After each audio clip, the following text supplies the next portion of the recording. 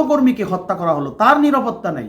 সাইফুল ইসলাম আলিফ ভাইকে হত্যা করা হলো আদালতের চত্বরে। হাজার মানুষের রক্তের উপর দাঁড়িয়ে আপনারা উপদেষ্টা হয়।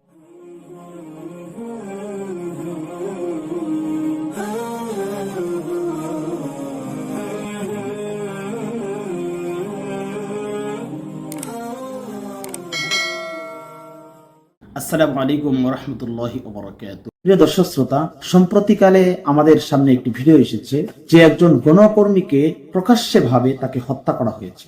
তার অপরাধ কি ছিল? তিনি ভিডিও করেছিলেন, সেটাই তার অপরাধ ছিল।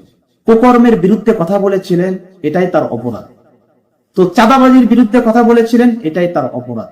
তো এটাই যদি অপরাধ হয়, তাহলে আমরা কেন বিপ্লব করলাম? আমরা 5 আগস্ট পর্যন্ত কেন লড়াই করলাম? আমরা কি এই চাঁদাবাজির জন্য আমরা লড়াই করেছি? আমরা কি এই সন্ত্রাসী কর্মকাণ্ডের জন্য আমরা লড়াই করেছি? আমরা কি লড়াই করেছি যে আমাদের জীবনটা নিরাপত্তাহীনভাবে চলবে? আমরা তো এটার জন্য আমরা লড়াই করিনি। পুরা 36টা দিন পর্যন্ত আমরা লড়াই করেছি। আমরা পুরা মাঠে থেকেছি, মাঠে থেকে আমরা কথা বলেছি, আমরা বিভিন্ন মিডিয়ায় কথা বলেছি, আমরা লেখনির মাধ্যমে মানুষকে সতর্ক করেছি। আমাদের একটা আশা ছিল যে বাংলাদেশের মধ্যে ভালো একটা কিছু হবে। কিন্তু আমরা কি দেখতে পেলাম? যে একজন সাধারণ মানুষের নিরাপত্তা নাই, একজন গণকর্মী তারও নিরাপত্তা নেই। তো বাংলাদেশে এভাবেই যদি চলতে থাকে, তাহলে চাঁদাবাজি, সন্ত্রাসী কার্যক্রম আস্তে আস্তে আরো বেশি চলতে থাকে। আর কত? এই তো আমরা দেখতে পেলাম যে একজন গণকর্মীকে হত্যা করা হলো, তার নিরাপত্তা নাই, তার নিরাপত্তা নাই। একজন গণকর্মীকে হত্যা করা হলো। 7-8 মাস আগে সাইফুল ইসলাম আলিফ ভাইকে হত্যা করা হলো আদালতের চত্বরে, প্রকাশ্যভাবে হত্যা করা হলো। এগুলো দেখে আমরা কিভাবে মেনে নিতে পারি? আমরা সাধারণ মানুষ কিভাবে মেনে নিতে পারি? যদি কেউ অপরাধ করে থাকে, দেশের মধ্যে আইন আছে, দেশের মধ্যে আদালত আছে, দেশের আইন আদালত তারা বিচার করবে। কিন্তু একজন মানুষকে এরকম করে প্রকাশ্যভাবে হত্যা করা সাহস পায় কিভাবে? তো আমি বাংলাদেশের মাননীয় প্রধান উপদেষ্টাকে বলবো যে আপনার দেশের আইন শৃঙ্খলা বাহিনী আপনি ঠিক করেন। কেন বাংলাদেশের মানুষ এই নিরাপত্তাহীনভাবে বসবাস করার জন্য এই বিপ্লব করেনি? হাজার মানুষের রক্তের উপর দাঁড়িয়ে আপনারা উপদেষ্টা হয়েছেন, আপনারা আইনমন্ত্রী হয়েছেন, আপনারা সবকিছু হয়েছেন। কিন্তু আপনারা যদি সবকিছু হওয়ার পরেও দেশের সাধারণ মানুষের নিরাপত্তা দিতে না পারেন, তাহলে আপনারা কেন প্রধান উপদেষ্টা হয়েছেন? কেন আপনারা আইনমন্ত্রী হয়েছেন? কেন আপনারা বাংলাদেশের বড় বড় পদে বসে রয়েছেন? তো আমরা তো চাই না, আমরা তো বেশি কিছু চাই না। আমরা আমাদের দেশের নিরাপত্তা চাই, আমরা আমাদের জীবনের নিরাপত্তা চাই। একজন সাধারণ মানুষের জীবনের নিরাপত্তা নাই, তাহলে আমি কিভাবে বসবাস করব?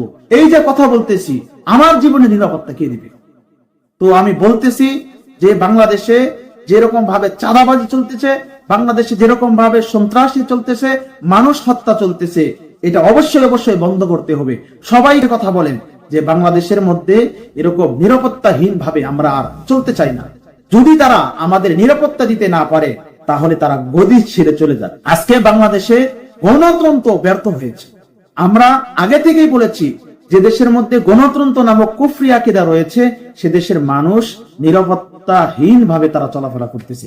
যারাই বাংলাদেশের মধ্যে গণতন্ত্রকে প্রতিষ্ঠা করতে চাচ্ছে, তো আমি তাদেরকে বলতেছি, আপনাদের এই গণতন্ত্র ব্যর্থ হয়েছে। মানুষের জীবনের নিরাপত্তা দিতে পারে না, মানুষের সম্পদের নিরাপত্তা দিতে পারে না। এই গণতন্ত্র ভাই ভাইদের মধ্যে শত্রু বানিয়ে দেয়, এই গণতন্ত্র পাড়াপড়শির মধ্যে শত্রু বানিয়ে দেয়। সর্বক্ষেত্রেই এই মানুষকে গণতন্ত্র পরস্পর শত্রু বানিয়ে দেয়। আপনারা দেখেন বাংলাদেশের মধ্যে যদি এই দুই দল ধরেন, আওয়ামী লীগ, বিএনপি, দেখেন আওয়ামী লীগ যখন ক্ষমতায় আসে বিএনপি কে দেখতে পায় না, এবং কি তারা সদা সর্বদাই চেষ্টা করে বিএনপি কে কিভাবে দমানো যায়, এবং কি যখন বিএনপি আসে তখন তারা চেষ্টা করে যে আওয়ামী লীগকে কিভাবে দমানো যায়। এরকম ভাবে প্রত্যেকটা ক্ষেত্রেই যেই দল ক্ষমতায় আসে সেই দল সর্বদিক দিয়ে তারা উপভোগ করে যায়। কিন্তু যেই দলের ক্ষমতা থাকে না, তারা নিরাপত্তাহীন ভাবে দেশের মধ্যে বসবাস করে। আমরা সাধারণ জনগণ চাই বাংলাদেশের মানুষের জীবনের নিরাপত্তা দেওয়া হোক, সম্পদের নিরাপত্তা দেওয়া হোক, এবং কি সব বিষয়ে আমাদেরকে নিরাপত্তা দেওয়া হোক। এই বলে আমি আজকে আমার এই সংক্ষিপ্ত কথা শেষ করছি। আসসালামু আলাইকুম।